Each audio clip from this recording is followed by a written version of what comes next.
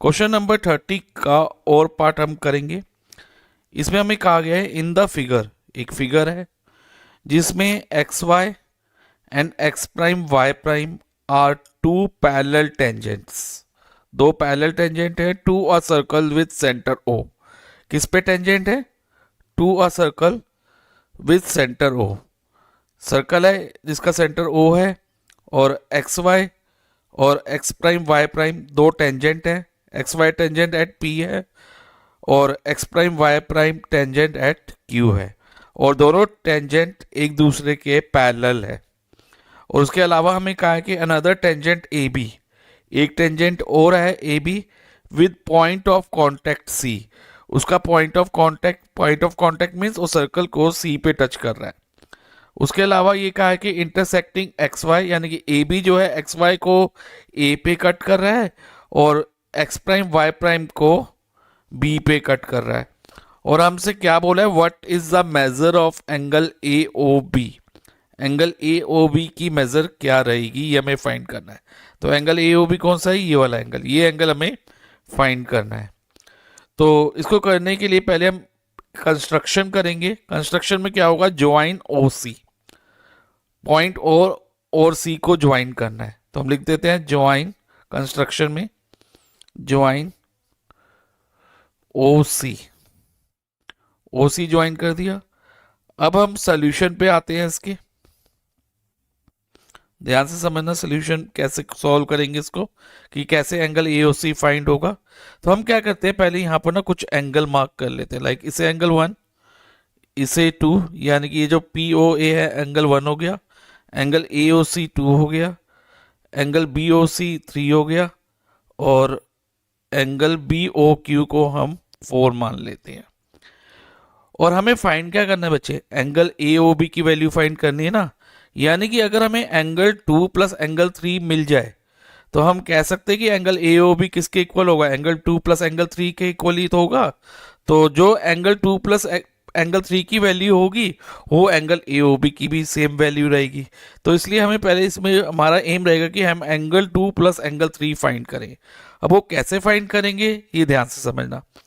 तो सबसे पहले हम क्या करेंगे कि ये दो ट्रायंगल लेंगे। कौन से दो triangle? Triangle O A P, ये वाला ट्रायंगल, और दूसरा ट्रायंगल लेंगे ओ ए सी। इन दोनों ट्रायंगल को हम कॉन्ग्रुएंट प्रूव करेंगे, और कॉन्ग्रुएंट प्रूव करने के बाद एंगल 1 इक्वल टू एंगल 2 ले आएंगे। तो कैसे कॉन्ग्रुएंट प्रूव करना है ध्यान से समझना। पहले हम लिख लेते हैं कौन कौन से ट्रायंगल ले रहे हैं हम। In triangle O A P and triangle O A C, दो ट्रायंगल ले लिए हमने। अब इसमें हम थ्योरम यूज करेंगे that tangent drawn from an external point, tangent जो एक्सटर्नल पॉइंट से ड्रॉ होते हैं to the circle are equal, वो इक्वल होते हैं। लाइक ए पी और ए सी, एक एक्सटर्नल पॉइंट ए से आ रहे हैं ना, एक्सटर्नल पॉइंट ए से दो टेंजेंट जा रहे हैं, एक ए पी और एक ए सी। तो हम लिख सकते हैं कि A P equal to A C, और रीजन होगा tangent to a circle from an external point. अब एक पार्ट ये हो गया, दूसरा पार्ट देखो क्या रहेगा, ओ ए इक्वल टू ओ ए, दोनों में कॉमन है, दोनों ट्रायंगल का पार्ट है। ओ ए पी में भी ओ ए आ रहा है और ओ ए सी में भी ओ ए आ रहा है। तो हम लिख देंगे ओ ए इक्वल टू ओ ए कॉमन। ओके, और तीसरा पार्ट क्या रहेगा ध्यान से समझना। अब ये देखो बच्चे, ये जो ओपी है और जो ओसी है ये क्या है, सर्कल के, इस वाले सर्कल के रेडियस है।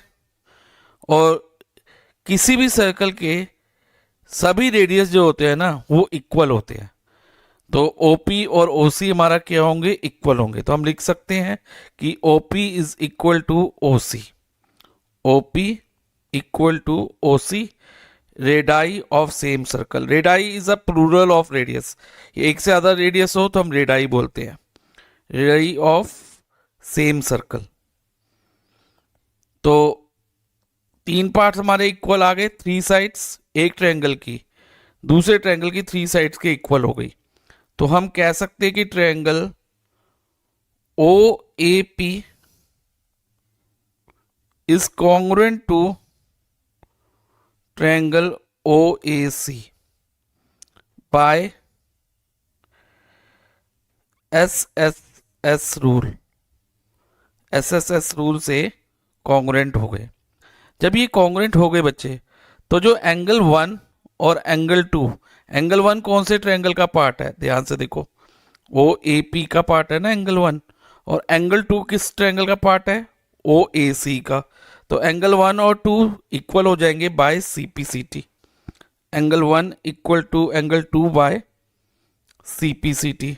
अब नेक्स्ट ध्यान से समझना बच्चे। अब नेक्स्ट हम देखेंगे, जैसे कि एंगल 1 इक्वल टू 2 है, उसी तरह से एंगल 3 और 4 भी इक्वल होंगे। अगर हम ट्रायंगल बी ओ क्यू और बी ओ सी को कॉन्ग्रुएंट करें तो उससे हमें angle 3 equal to angle 4 C P C T से आ जाएंगे। लेकिन कॉन्ग्रुएंसी हम एक बार दिखा चुके हैं इन दो ट्रायंगल्स में, तो दोबारा दिखाने की जरूरत नहीं है।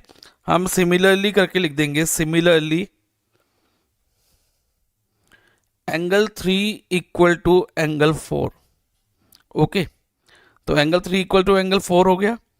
और अब इधर ध्यान दो, एंगल 1 और 2 इक्वल है, तो इन दोनों को हम x मान लेते हैं।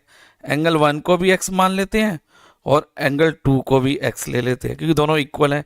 और इसी तरह से एंगल 3 और 4 इक्वल हैं, तो एंगल 3 को y ले लो और एंगल 4 को भी y ले लो। ओके, ये लिख सकते हैं ना, क्योंकि दोनों इक्वल है, एंगल 3 और एंगल 4 वाई वाई हो गए, और एंगल 1 और एंगल 2 एक्स ईच हो गए।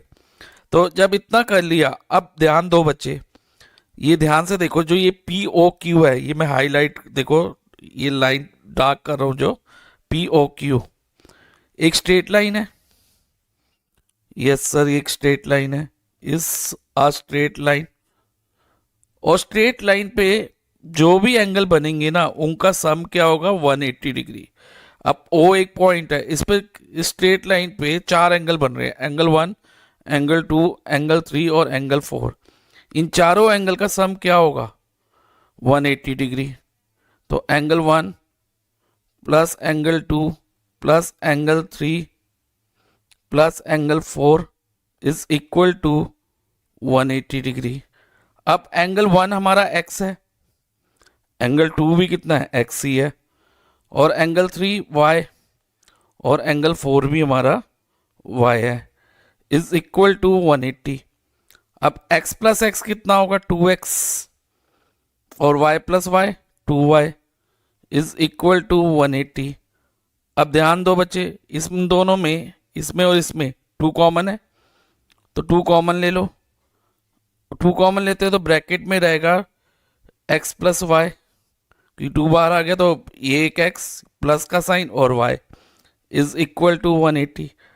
अब अगर हमने x प्लस वाई की वैल्यू निकालनी है, तो इधर 2 मल्टीप्लाई हो रहा है ना RHS LHS में, तो ये RHS में जाके क्या हो जाएगा, डिवाइजर बन जाएगा, 180 डिवाइडेड बाई 2 हो जाएगा। अब नेक्स्ट क्या करेंगे, अगर अब हम 180 को 2 से डिवाइड करें तो 90 आता है, तो x plus Y is equal to 90 degree हो गया। इतना क्लियर है। अब ये, इसको अभी आप सर्कल कर बॉक्स में रख लो हाईलाइट करके, ये अभी काम आएगा हमारा। अब हमने फाइंड क्या करना था बच्चे, एंगल ए ओ बी की वैल्यू फाइंड करनी थी ना। तो अब एंगल ए ओ बी, ध्यान दो, कौन से 2 एंगल को मिला के बना है, अभी मैंने स्टार्टिंग में ही बताया था, एंगल 2 और एंगल 3 का सम है। तो एंगल 2 प्लस एंगल 3 हम इधर लिख देते हैं, और एंगल 2 प्लस एंगल 3 लिख दिया। अब एंगल 2 कितना है, x है, और एंगल 3 कितना है, y है, तो x प्लस वाई, और x प्लस वाई हमने क्या फाइंड किया था, 90 डिग्री। सो एंगल, फाइनली हमारे पास एंगल ए ओ बी की वैल्यू कितनी आ गई, angle A O B is equal to 90 degree.